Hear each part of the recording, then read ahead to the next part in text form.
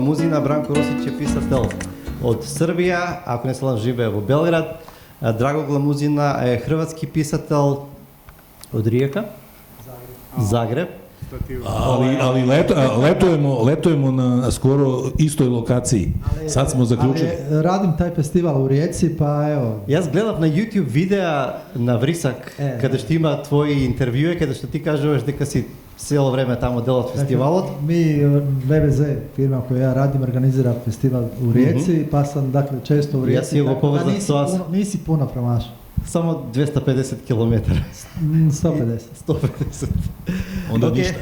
Јас би сакал само јас ќе кажам 2-3 збора за да го најавам Бранко, да кажам дека тој српски писател исто така е изврсен, одличен новинар, има работено за Elle, National Geographic, Playboy, Неделник, едно време тоа е еден вестник што го купував редовно.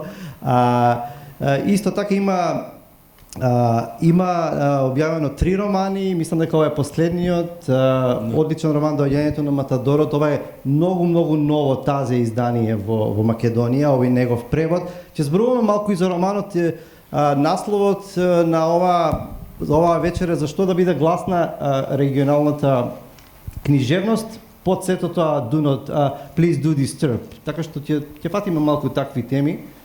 Иван, сакаш да кажеш нешто за Драго, да го представиш? Не само што сакам, туку и морам и рете. Оние кои ја следат книжевната сцена во Македонија, како и драгите гости кои не доаѓаат, веројатно знаат дека Драго Гламузина не е прв пат во Скопје. Тој пред неколку години беше на резиденцијален престој во Скопје. Се надам дека тоа што се враќа овде кажува нешто позитивно за оваа средина. Значи, Алек веќе најави дека тој ни доаѓа од Хрватска, го утна градот, но не е толку страшно. Роден е во Вргорац 1967 година, дипломирал компаративна книжевност и филозофија на Филозофскиот факултет во Загреб, така што ќе бидеме малку пристрасни кон него како компаратисти. Работел исто така во некои медиуми, дневниот вестник Јесник, неделникот Национал, како и во издавачката куќа Профил, а од 2011 година е главен уредник во издавачката куќа ВБЗ. Пишува освен проза и романи кои вечерва сме тука за да го представиме неговиот роман. Пишува и поезија, ја објавил книгата Месари, романот 3, збирката песни Дали е тоа се, книгата Песни со фотографии на Станко Абаџич, Сами во таа шума, книгата Песни Еверест, како и книгата Песни Waiting for the Frogs to Fall. Исто така и наградуван автор. За Месари ја добива наградата Владимир Назор за книга на годината и Квириновата награда за најдобра книга песни за автори до 35 години. Веројатно тоа е кога бил прилично помлад. За романот 3 ја добива наградата на Т-портал за најдобар роман на годината. Книгите му се преведувани на неколку јазици, освен на македонски се преведени на германски, бугарски, англиски и словенички јазик, и да исправиме она почетна неправда, живее во Загреб. Па јас да знаев дека Иван ќе спреми толкаво представување, сега јас осеќам лошо дека за Бранко беше сосема во неколку реченици, ама ќе го исправиме. Не беше намерно. Тоа ќе на крај. Бранко, би сакал да почнеме со доаѓањето на Матадорот. Многу современ, модерен роман, урбан роман, со интересни ликови, интересни приказни, се движи действието во Србија, се движи во Англија, на повеќе места, во Франција. И на некој начин, додека го читаме овој роман, може да го читаме како коментар на случувања во Србија, меѓутоа, јас би рекол не во Европа, ја би рекол и на глобално ниво, твој коментар. И мислиш ли дека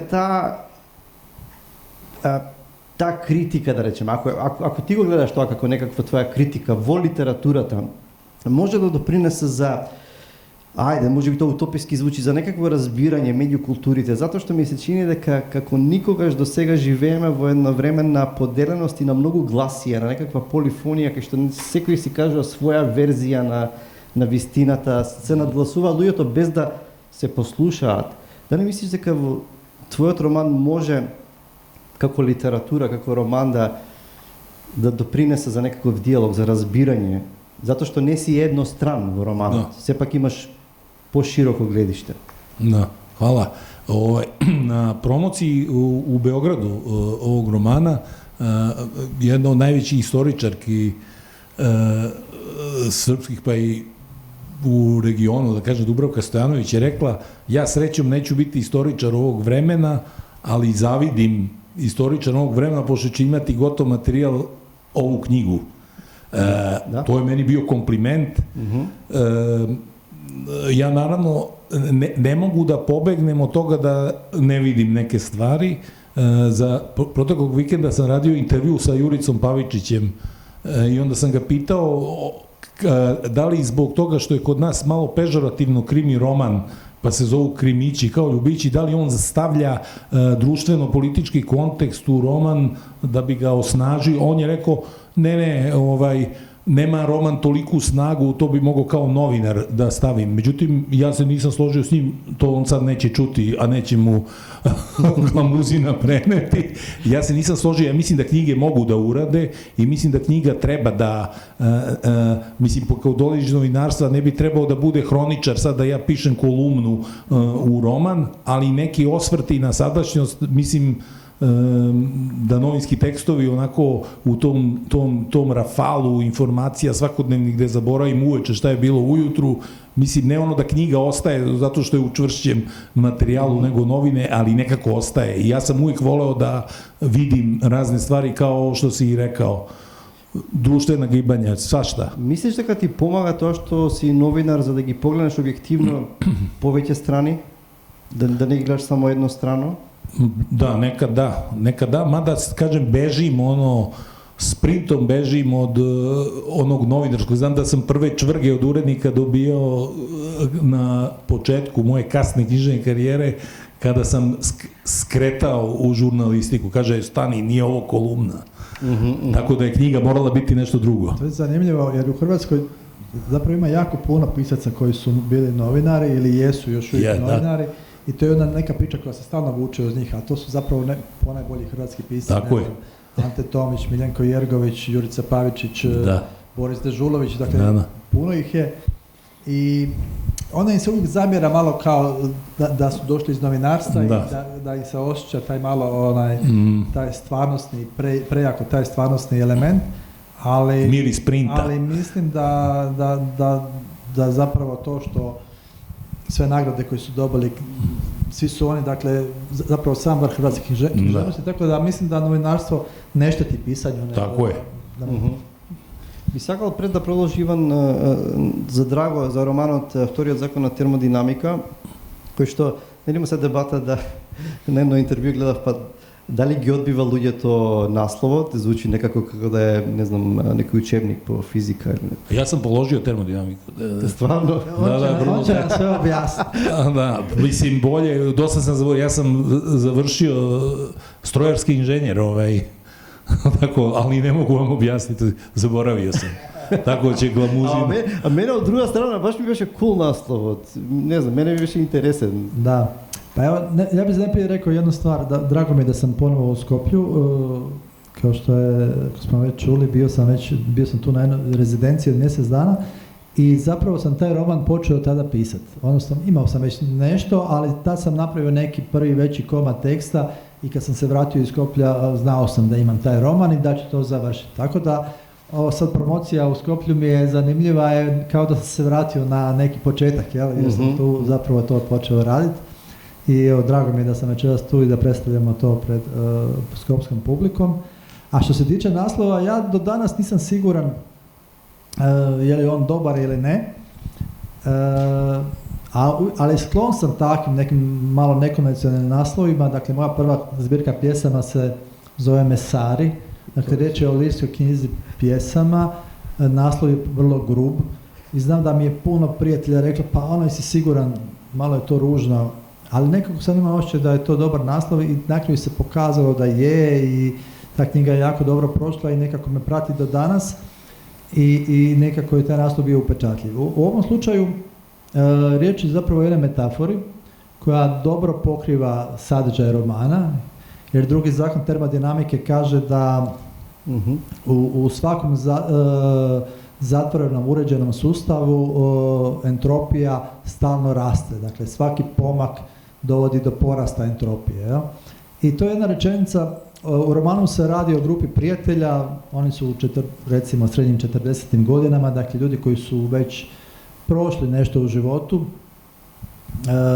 svi su već pomalo umorni od tog života, život ih je dosta pregazi, oni se nađu, dakle cijeli roman se događa u jedno, evo da malo ispričam pa da lakše, u svakom zatvorenom sustavu nered samo raste, sve se raspada, ako vrijedi da cijeli univerzum vrijedi i za međuljudske odnose. Dakle, to mi je bilo nešto što je pokrivalo cijeli taj spektar romana i činilo mi se da je dobra metafora i da je nekonvencionalna i da bi mogla privući ljude, ali isto tako sam bio svjestan i da će mnogo i odbiti, jer ljudi baš ne vole fiziku, a i kad je vide u knjižari misle da je to nešto drugo, a ne roman, tako da ne znam, dakle to je naslov koji je meni sjeo, a da li je dobar ili ne, nisam siguran.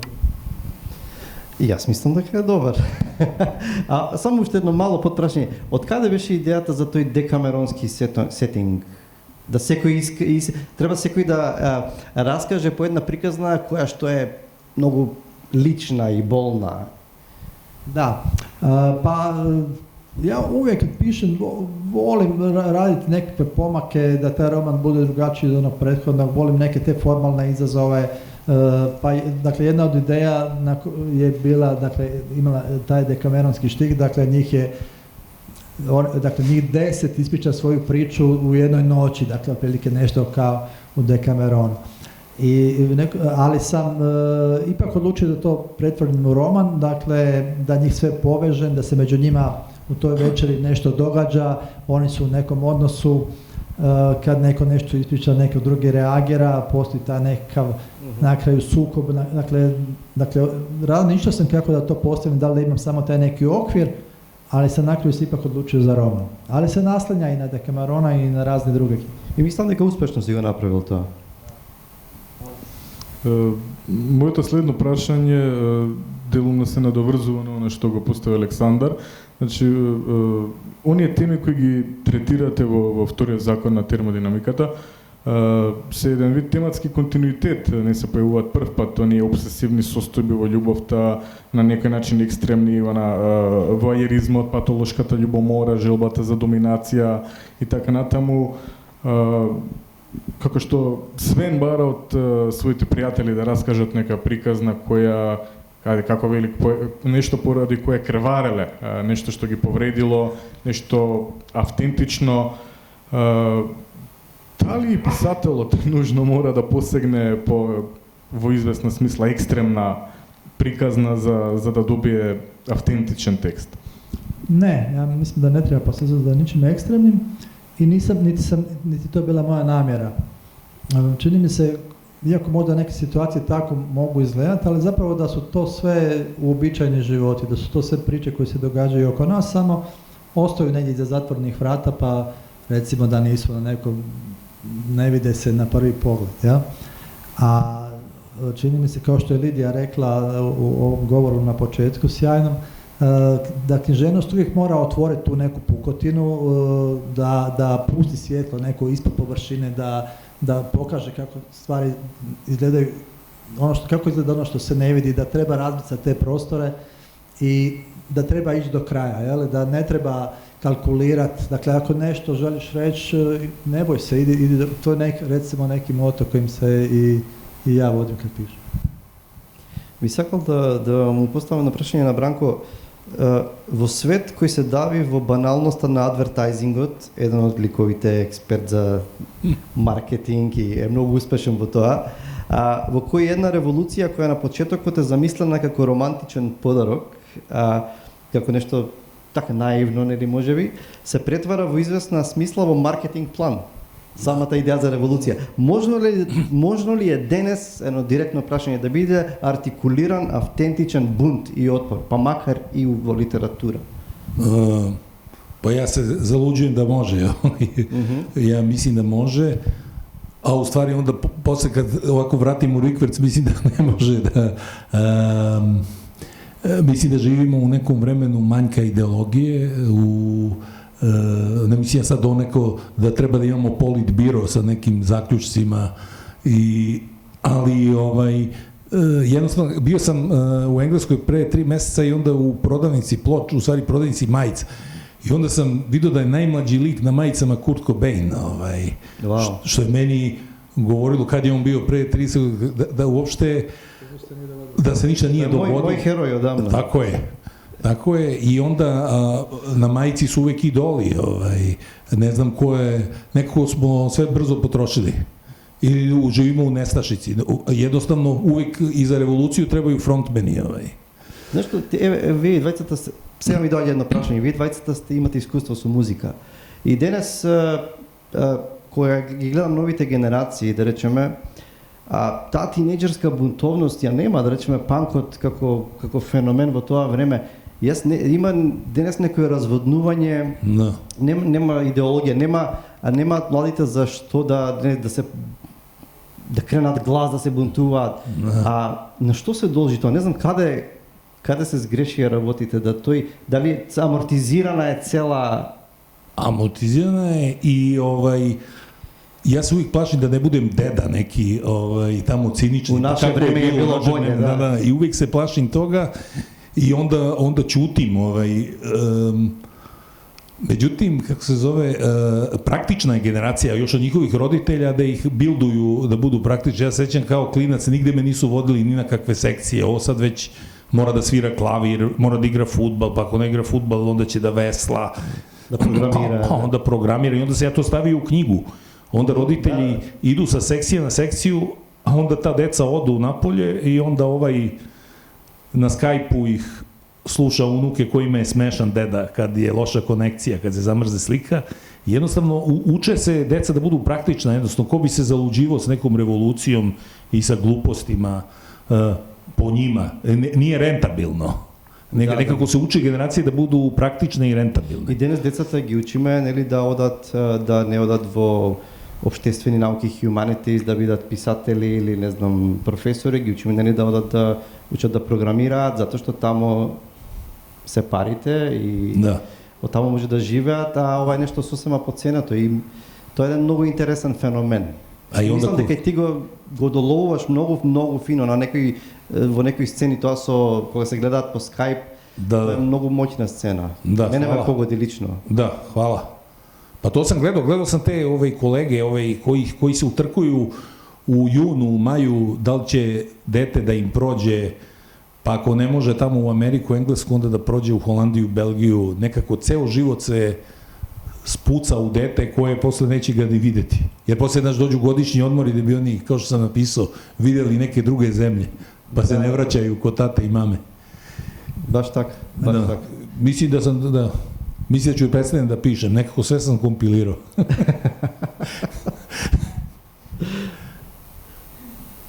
Mi se čini da, svaka generacija za onu novu koja dolazi, uvijek mi se čini da je slabija i lošija, pa ne bih htio da tako zvučimo. Vjerujem da će nas oni ipak nekako iznenaditi na kraju, ali mene se čini da je možda stvar u toj kakofoniji, dakle, sve prisutnim tim društvenim mrežama, toliko informacija ih sa svih strana obasipa da se nekako teško izdvojiti i naći neku volju. Prije, kroz medije, došlo bi do nekog trenda, neko bi iskočio, pa bi ga svi... A sad kao da se u tom moru svega i svačega sve zapravo razvodni. Da, niveliš i uravnjuje. Pa ja kad nešto sam bio u Njujorku, kad je bio Occupy Wall Street, i onda to je nestalo kao da nije ni bilo. Da, traješe neko je vreme. Da, kao tako nekako tu su bili i Žižek i svi ovi da se obrate, na kraju to je... Zato sam ja rekao nemogućnost evolucije. A falila bi mi. А сепак би рекол, литературата не смее да престане да повикува, да сонува за револуција. Дури да завршеше порано оваа реченица, литературата не смее да престане, би било окей. Да. Слободно, Иван. Јас би сакал да го искоментираме малку крајот на вашиот роман. може би малку скокам, меѓутоа тоа ми беше еден од повпечатливите моменти кои, да бидам искрени, ми изненади. Значи, целиот роман се фокусира преку на раскажување на ликовите на онаа вечер за интимните внатрешни светови, тоа што се случува на тоа поле, и одеднаш завршува со сцена која може да ја сватиме како некаков индиректен општествен коментар со дивењето на оние националистички хулигани во утринскиот јавен превоз. Во една рецензија прочитав дека тоа не е сосема уверлив крај, со што не се согласувам, но беше за мене изненадувачки. Малку инсайдерски информации со вашиот преведувач Владимир Јанковски разговаравме за таа сцена. Зошто се решивте да ги спротивставите, да ги судрите оние, да речеме, две стварности, две реалности, интимната и општествената, и дали воопшто можно тие до крај да се раздвојат? Pa, još jedna od stvari nekako kad pišem, nekako sve te svoje knjige uvezujem, jedna se naslanja na drugu, komuniciraju jedna s drugom. Pa u tom prvom romanu 3, u čim je središtu ljubavni trokut, i ljudi koji su se jako, dakle, zakačili jedne za druge, sam namjerno bio izostavio svaki društveni kontekst, i to je bila moja odluka zbog toga da pokažem da njih, dakle, u toj strasti ne zanima ništa drugo osim njih, jel? Ništa oni drugo ne vide, ni da se vani ruši svijet, ni da je rat, dakle, vide samo jedno drugo. I namjerno sam sve drugo izostavio. A u ovom romanu sam htio pokazati, recimo, evo, kako to neki kontekst koji mi je izostao u tom prvom, dakle, kako žive njihovi prijatelji, šta se njima događalo, šta se događa vani, jel? Šta se događa u tom svijetu, pa se događaju i takve ružne stvari, ta jedna scena s kojim je završio taj roman. Би сакал сега да го прашам Бранко Росич, ова и не е класично прашање, туку повеќе една игра, можеби провокација. Сега сте во Скопје, гостувате на книжен фестивал и кога тогаш треба да се вратите назад во Србија, но не можете да се вратите затоа што патиштата се блокирани, затоа што во Србија се случува револуција инспирирана од доаѓањето на Матадорот. Како спремни ли сте да се носите со таа одговорност? Дали можете воопшто да замислите таква ситуација, зашто дури и во Македонија веќе е драматично, полицијата упаѓа во магазинот на издаваштво Антолог и ја запленува целата преостаната количина од книгата. Ево, бар имам предочиште. Ако доđe до тога, лакше ќе ми бити преко сутра.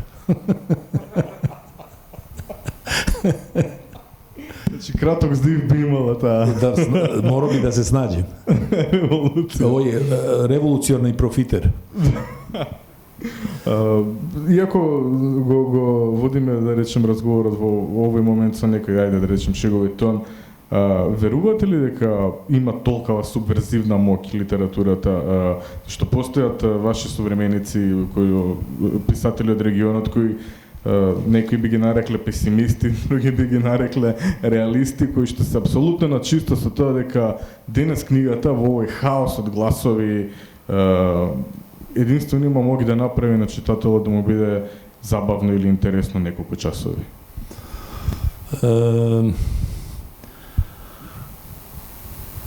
Kažem, ne znam da li ću pogoditi odgovor, ali nekad i ne bi trebalo mnogo očekivati od literature. Nekad od literature vole da se zabavi. Ja sam imao problem sa prvom knjigom, tamo počinje u bolnici, pa je izdavač pitao urednika, uplašio se da će sve biti u bolnici i da niko neće kupiti knjigu. Mislim da je problem sa... Pisao sam posljednju kolumnu, sad opet ja bio u Engleskoj pa gledao reklame, pa sam napisao kolumnu o razlici srpskih i engleskih reklama. Tamo je bila reklama da naruči se kremacija. Onda posle sam rekao kao jednoj ženi, ona živi sama i rekla je, Pa šta, to je morbidno na televiziji, ali bi ja to isto uradila, to je praktično. A ovde u Srbiji su svi lepi na reklamama, veseli, dete dođe, usere one pantalone od blata, posle fudbala, mama starija od njega 6 godina, seksi, isto, tata pije jogurt, igra, nekako u Srbiji idiličan život i kroz tu literaturu mi volimo da se zavaravamo, kao i kroz reklame, kao i kroz literaturu, kakav ti je kraj, zašto ti nije srećan kraj, daj malo razveseli nas, i onda nekako, valjda tamo gde se trese džigerica u tim zemljama ovde tako negde, kako je sumorno, onda volimo da se uveseljavamo uz umetnost.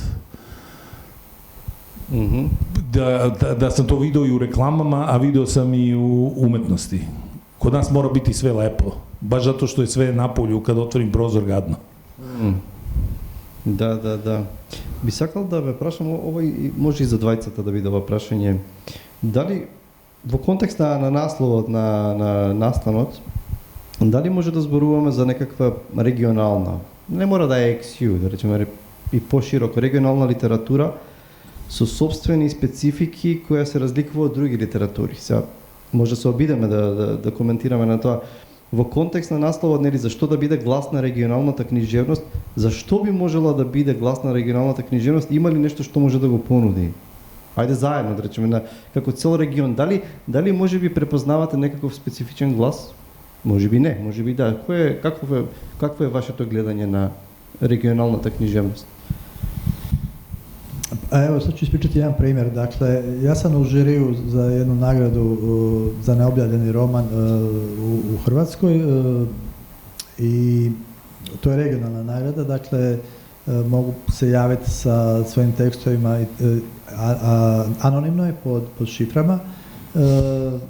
Svi koji pišu na štokavskim jezicima, dakle iz Srbije dolaze rukopisi, iz Crne Gore, Bosne i bude baš jako puno rukopisa i sad je u finalu bio jedan rukopis iz Novog Sada, dakle ja ne znam ko je to napisao, čitam taj tekst i zapravo vidim, dakle to je otprilike neko moje generacije ili nešto malo mlađi i ono što on zapravo hvata 5 ljudi kako odrastaju, pa imaju svoj bend, pa šta im se događa, ona dolazi 91. rat, pa svako ode u svom smjeru, ali zapravo to kako oni odrastaju, šta im se događa, sve je to meni užasno poznato. Dakle, sve sam to i ja prošao u nekom drugom dijelu zemlje. Dakle, mislim da još uvijek postoji neko zajedničko nasljeđe, dakle, neki kodovi koji su nama svima poznati i koje onda prepoznajemo u tim knjigama iz regije. Dakle, zbog toga ta knjiga meni odmah drugačija nego, ne znam,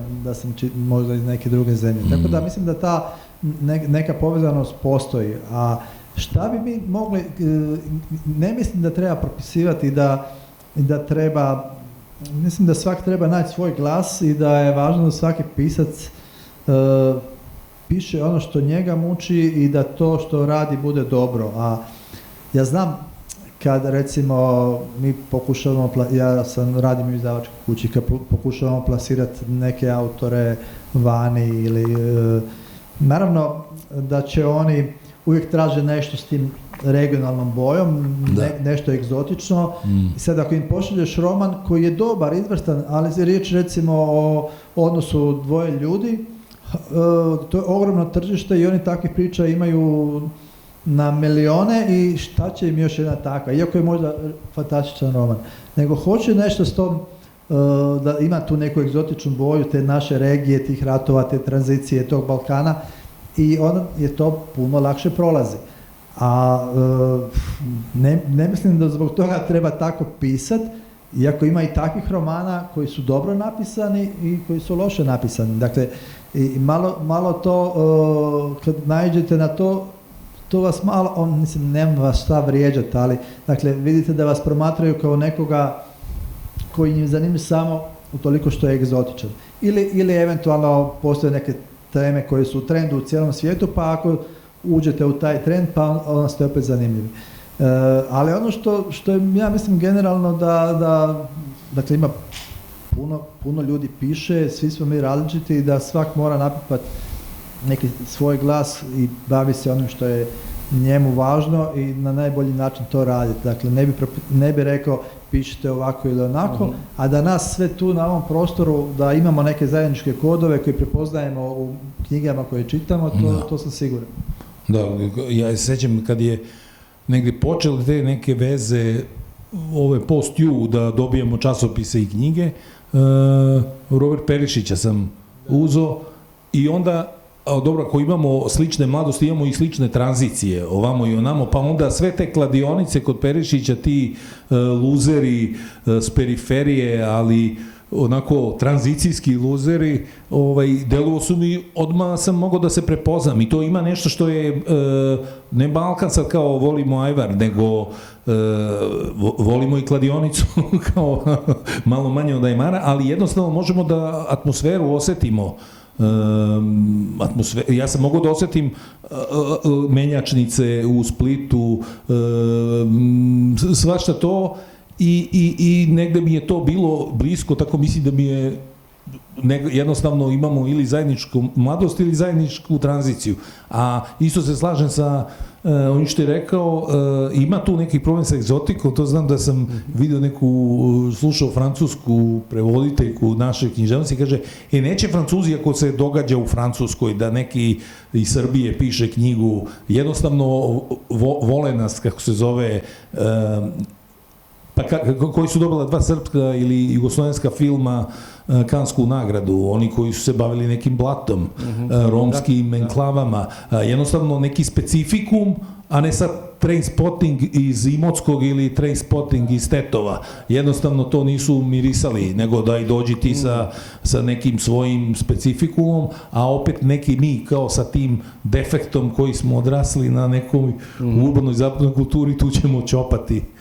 Ali to je to. Да речеме сега, пред неколку дена читав еден роман што излезе на македонски, Хотел Варбург, Зоран Жмирич мислам, и јас го читам романот и се препознавам и паѓам во несвест, кај ова е тоа, мислам, тоа е моето растење и паралелно истовремено си поставувам прашање, ова да го чита некој во Англија или во дали ќе има некакво, како ќе влијае тој роман на некој што е надвор во сосема друга култура. Само како прашање си го поставив, дали би поминал таков роман?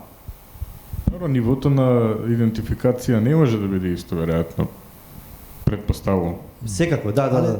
Mislim da roman da uvijek pretendira, da mi kad pišemo pretendiramo na to da to što radimo bude univerzalno. Jer ako nije, dakle želimo to. Ali to prepoznavanje, još od Aristotel kaže da je prepoznavanje u tragediji, da je to neki ključni trenutak nakon kojeg slijedi katarza, dakle to prepoznavanje je važno. Некогаш постојат просто културолошки кодирани елементи во некој книжевно дело. Се сеќавам баш на еден разговор со Георги Господинов, кој што на промоција на физика на тагата во Скопје, една сцена која што ние прецепираме како трагична, да кажа, кога ја читав во Америка, умира од смеење. Лоси да се нешата универзални, просто не е возможно да се прочитаат на различни места исто. Некогаш не е просто тоа до географијата и културата, но често, колку и да сакаме да не е така, Јас би рекол, би одале со 2, можеби, последни прашања, Пол Лајт. Сакаш ти за музиката прашањето, ја за уредништвото или... Јас за уредништвото како паталец, некогаш е уредник во издавачка куќа. Околу уредништвото би прашал, затоа што и двајцата имате уредничко искуство. Колку на уредникот му е потребен уредник, кога е автор? Затоа што знаеме за она класично авторско слепило, 100 пати го прегледуваш сопствениот текст и едноставно нешто што може би ти е пред носот, не го забележуваш, додека просто друг пар очи не премине преку тој текст. Има ли помош и корист од искуството како уредник или просто кога сме автори сите сме некакви невини јагниња во текстот? Pa ja mislim da su uvijek dobro da to neko drugi pročita. Dakle, da, ja sam to mi je posao i stalno čitam tuđe rukopise i naravno da ti uređivanjem tih tekstova stečeš neko iskustvo, neku praksu, naučiš rješavati neke situacije, da ti to možda i pomaže kod svog pisanja. Ali kad pišeš, ti stvaraš jedan kompleksan svijet, uvijek ti imaš dvojbe oko nekih situacija, nekih likova, da li si pogodio pravi omjer, da li se ta dvosmislenost vidi, ne vidi, dakle nešto, imaš neke dileme i ja imam par prijatelja, pisaca, urednika kojima šaljem svoje tekstove kad ih napišem i volim, i ti si još vruć, unutra si, inače to je jedan zanimljiv, meni se bar tako događa, čuo sam i od brojnih drugih ljudi nešto slično, kad nešto napiše, najprije mi se čini u tom trenutku da je to jako dobro, sutra da, pa nije to, kad pogledam, nije to baš tako, pa kad neko vrijeme prođe, onda opet vidiš šta je dobro, šta nije, pa onda to popravljaš. Dakle, dok ti radiš, treba ti taj odmak i dakle, imam par ljudi koji imaju sličan senzibilitet kao ja, u čiji sud vjerujem, i volim s njima onda kad to poslatim svoj tekst i onda to sve nekako pretrest. Šta misliš o ovome, jesam dobro napravio ovo i to mi taj razgovor, mislim, na kraju je moja je odluka, ja odlučim da ću napraviti ovo ili ono, ali mi je zanimljivo to čuti i tad neki drugi pogled mi je važan. Ne? Tako da mislim da svakom je potrebno da još neko to pročita. Isto mislim, onda ja tu imam borbu sujete i ne kao da ja dam pa da kažu kako sam ja neviđen, ne, ali onda nemam plebiscit u tim komentarima, nego svako ima i druge zamerke, a zaista isto dam 4-5, trebaju mi i tuđe oči uvek. Kad mi je rekla jedna čoče, imaš 12 puta istu reč na strani, što sam ja, ta dioptrija se gubi dok pišeš, povećava se i ti to ne vidiš. A isto sa ovim, odlazio sam ja na spavanje da sam potpuni genije, kao ovo nikad ovako nisam napisao, onda ujutru mi je, jao što sam poslao ovo, kako sam pogrešio, sad ću da zovem da ovu urednicu da kažem da odustajem od romana, ili da malo ispravim. Tako da uvijek treba tih korektori o koje imaš poverenja, ali moraš da imaš ti svoju onu liniju, inače ako si kolebljiv, ne ide na dobro. Mislim da je važno da pisac zna što radi, zašto to radi, zašto se odlučio na ovaj ili na onaj postupak i to se vidi kad ti čitaš nečiji tekst. Da li on zna šta radi i to je po meni dobro pisanje. I tako nekako ja kad te rukopise selekcioniram, dakle vidim da li pisac zna što radi ili zapravo baulja po tom tekstu. Dakle, važno je da pisac zna što hoće, ali opet dobro je čuti sa strane, dakle, kako to drugi vidi. Da. Super, hvala vi. Бранко, кога видов со кого имаш правено интервјуа, се воодушевив. И сега, може би малку смешно прашање, дали е полесно да направиш интервју со големи музичари или бендови или да убиеш некој од нив во роман? А убио сам ga, nisam radio интервју. А со тој што го убиваш во романот, ќе видите кој умира во романот, мега звезда, рок звезда. Кога ќе дојдете до одредено место во романот, ќе видите дека... A onda užas da je stvarno umrla ova druga koja umire isto zvezda, ali nije rock and roll, nego ona je umrla nekoliko meseci nakon što je umrla u knjizi. Ама ми го уби мојот рок идол, затоа што тој бенд, да не го кажувам, ми е еден од омилените, ако не... A ja ga volim, nije bilo je isto, ja ga volim, znao sam da će ustati oživeti ovaj. Океј. Јас мислам дека може да се заблагодариме за разговорот тука. Јас уживав во разговорот, ми беше чест да зборувавме вториот закон на термодинамиката, Драго Гламузина и ова ново издание Бранко Росич до јањето на Матадорот. Може да им се заблагодариме уште еднаш на гостите со еден аплауз. Фала ви, дечки, уште еднаш. Hvala vam puno. Фала ви уште еднаш и се гледаме.